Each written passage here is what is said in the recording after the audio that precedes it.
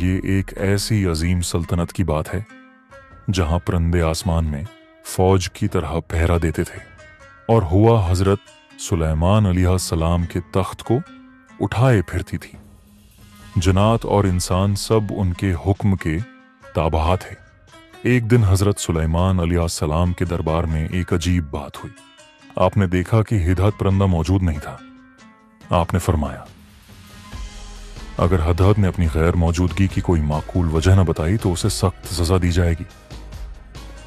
کچھ دیر بعد ہدہد حاضر ہوا اور عرض کیا، اے اللہ کے نبی، میں شہر سبا سے ایک اہم خبر لایا ہوں۔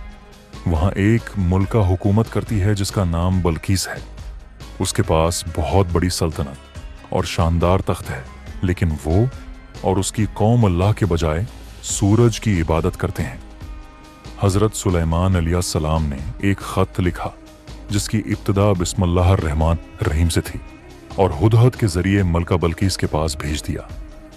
جب ملکہ بلقیس نے خط پڑھا تو اس نے اپنے مشیروں کو بلایا۔ انہوں نے جنگ کا مشورہ دیا، لیکن ملکہ نے کہا، میں پہلے ان کی حقیقت جاننا چاہتی ہوں۔ اس نے حضرت سلیمان علیہ السلام کو قیمتی تحفے بھیجے، لیکن حضرت سلیمان علیہ السلام نے فرمایا، جو کچھ اللہ نے مجھے عطا کیا ہے وہ تمہارے تحفوں سے کہیں بہتر ہے۔ پھر حضرت سلیمان علیہ السلام کے حکم سے ایک چھوٹے سے کیڑے نے ایک قیمتی موتی میں سوراخ کر دیا، جسے دیکھ کر سب حیران رہ گئے۔